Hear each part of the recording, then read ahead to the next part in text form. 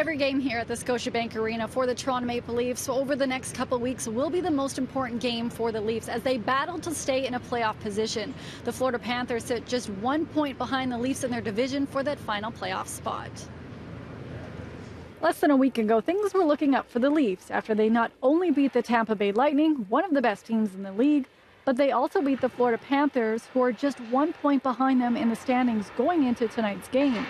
But then it was a rough week in California. That was terrible! Horrendous! I'm offended! I'm appalled! It was supposed to be an easy week. They were supposed to get a couple of wins, but instead lost every game.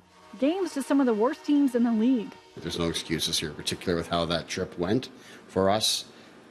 There's no excuses. We'll be ready to play. Now they find themselves battling for a spot and taking on the NHL's second best team in the league.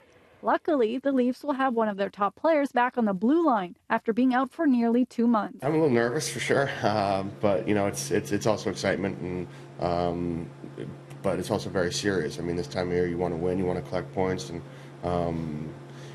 you know, prepare yourself for playoffs. So I'm excited, I'm nervous, but I mean, most of all, I'm just looking forward to being back, and so it's a good feeling.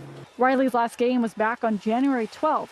Since then, he's missed the last 23 games with a broken foot.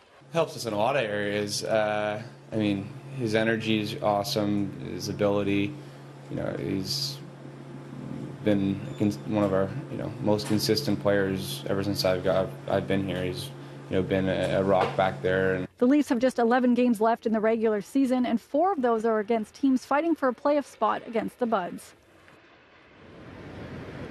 The Toronto Maple Leafs announced today that they have signed Mikhail Abramov to a 3-year entry-level contract. The puck will drop today between the Tampa Bay Lightning and the Toronto Maple Leafs at 7 p.m.